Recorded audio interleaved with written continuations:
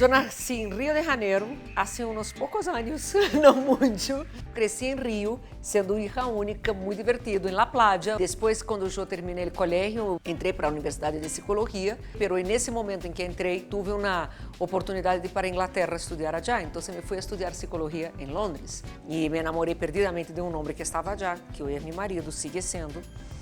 E nos devolvimos para Brasil, nos casamos, tive meu primeiro filho e depois nós fomos para a Itália, onde eu vivi 5 anos e meio e depois de Itália me tocou Nova York, sempre por o trabalho dele, e de Nova York nos tocou Bogotá. Eu digo sempre que Bogotá é uma cidade que oferece muito mais que Brasília, a capital de Brasil. Não conheço gente mais rumbeira e que mais recebe a um estrangeiro como uno de la casa, como os colombianos.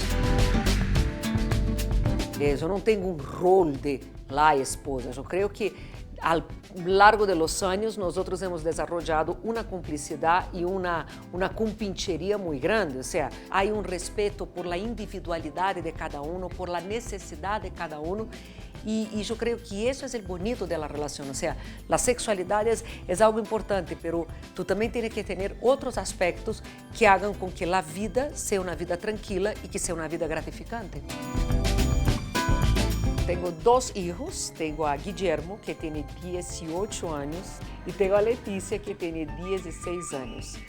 E estão em uma fase, na adolescência, é um momento que eu juro que pensava que sabia administrar com o dedo. Como boa psicóloga, uno disse, não, isso vai ser um passeio. Me está dando duro. Pero não, são as 2 alegrias de minha vida. Muitas mulheres preferem o amor ao sexo. Eu cheguei a dia um pouco por acaso, porque estava em um congresso de sexualidade, de urologia em realidade, e houve um escândalo com um governador de Nova York por umas prostitutas, etc. Então, chamaram de notícias à organização do congresso para que alguém for falar sobre isso. E eu fui a notícias e ao final do programa, Hernán Ojuela, que era o diretor de Dia a Dia nesse entonces, me invitou para Dia a Dia, para ir um par de vezes, então uma vez, 2, 3, 4, 5, e aí depois terminei com uma secção em Dia a Dia, onde eu já cumpri 7 anos, para 8. No rádio, levamos 3 anos ao aire, não? Um projeto exitosíssimo. É um programa delicioso porque mamamos gallo, porque falamos de temas sérios, falamos de atualidade, falamos de... É como uma conversação de mulheres quando vão ao banho. Eu, por lo menos, considero que cada vez que estou no programa estou fazendo minha terapia. O tema da sexualidade é um tema apaixonante, nunca uno termina de aprender. É um tema que, ao mesmo tempo que é tão sencillo, tão natural e tão normal, é carregado de tabus. E quando uno vai a ver, esses temas tabus são os temas mais sencillos do mundo. Então, a sexualidade é algo apaixonante, uno quando empieza a entender o funcionamento da cabeça, empieza a entender essa comunicação corpo e mente, descobre a importância que tem a sexualidade na vida das pessoas. É mais, sempre me perguntam qual é o porcentagem, e eu digo 20%, mas esse 20% da sexualidade vão afetar diretamente os outros 80% de sua vida. Que rico e por quê?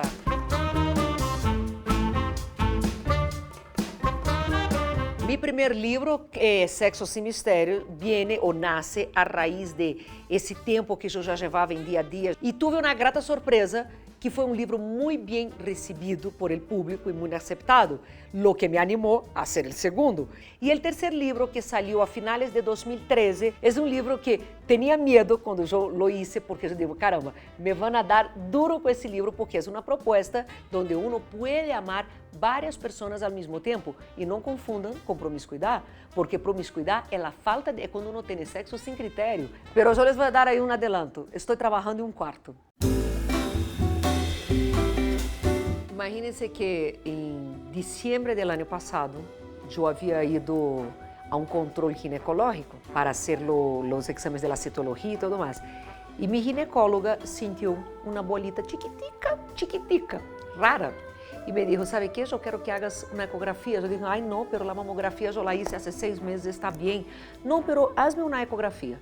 E fui a fazer a ecografia. E na ecografia, o médico que me la hizo disse, vê, isso não me gusta muito, por que não hacemos uma biópsia de uma vez? E me dijo o médico que quedaria lista o resultado 4, 5 dias, algo assim. Então, Eu chamei ao laboratório e me disseram que eu tinha que passar para buscar o resultado. Eu digo, mire, eu estou super afanada de trabalho, eu não tenho tempo, eu viajo, eu não vou a buscar o resultado, não me haga nisso.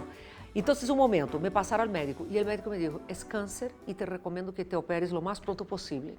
Eu me quedei em choque.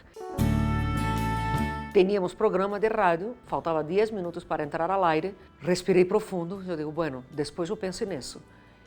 Salí do programa, fui de uma donde minha ginecóloga, que me disse para tranquilizar-me e quadrou uma cita com o oncólogo extraordinário ao dia seguinte. Fui ao oncólogo e o oncólogo me disse, esses eram viernes, ele disse, o lunes te opero ao fim do dia, porque eu não tenho mais hora para operar o lunes.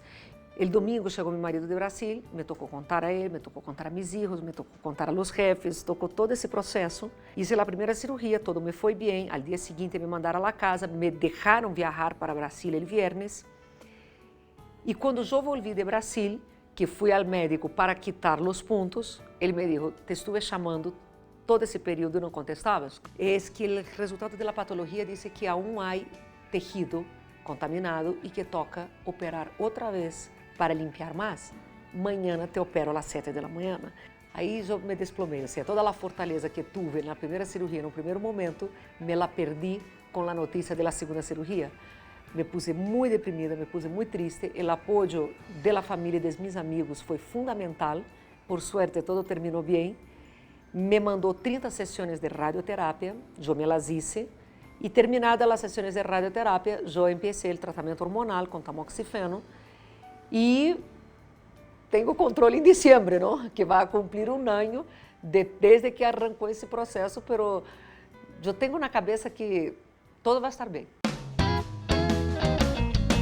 Meu marido deixou todo por las tardes, não? Ele trabalha na oficina dele, ele deixava todos os dias por la tarde para acompanhar-me em radioterapia. Eu dizia que era uma bobada, que não necessitava, mas não. E depois sempre chegávamos em casa, conversávamos um pouco, tomávamos um café, alguma coisa. Então também foi um momento rico, um momento de estar mais juntos, não? Minha hija e meu hijo me acompanharam uma ou duas vezes, pero eles estavam mais tranquilos porque me veiam na casa, me veiam bem.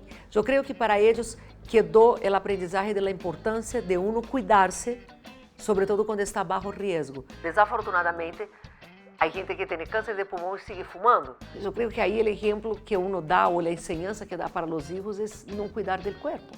Então, é importante que eles vejam que a primeira pessoa interessada em estar bem, em ter saúde, estar viva para eles, é uno mesmo. ¿Tiene problemas con su pareja para el ñanga con ñanga? Eu estava saindo de uma cita médica quando me chamava Dago Garcia, perguntando-me se eu podia ir a uma reunião com ele. E eu não fui, ou seja, eu disse, algo passa. Eu não me imaginei que fosse mal, eu digo, algo bueno vai passar.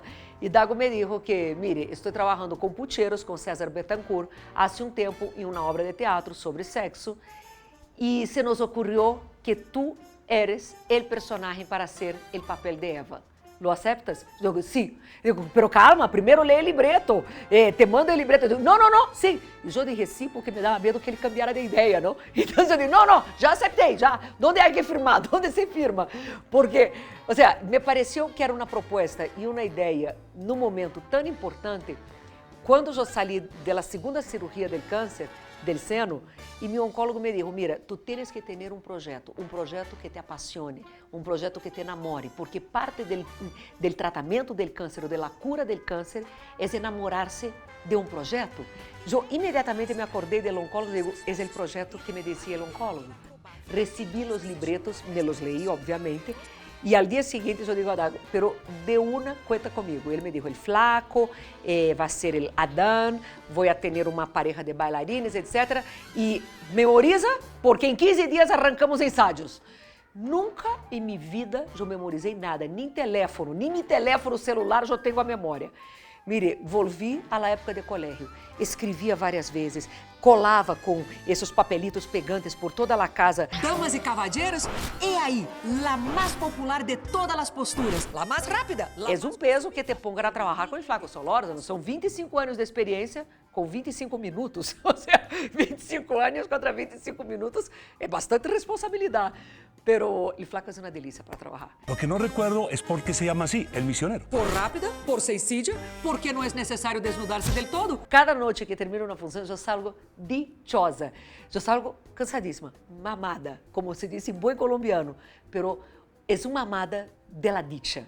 Basta levantar-se la falda e já. Mensagem que eu creio que trato incluso de dizer a mis hijos todos os dias: sonria para a vida, que a vida te sonríe de volta. Quanto ao câncer, o mensagem que eu tenho é: primeiro de todo, hagam seus exames e busquem os resultados. Agora, se o diagnóstico é de câncer, há que lutar.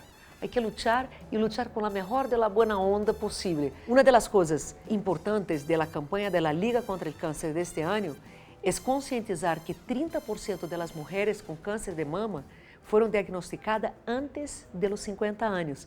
Eu fui diagnosticada muito antes de los 50 anos. Eu fui diagnosticada aos 40 anos. Então, eu recomendo a todas que não esperem hasta los 50 para hacerse uma mamografia, para hacerse um controle e para ver se estão bem em seu corpo. Porque 30% é um número bastante alto.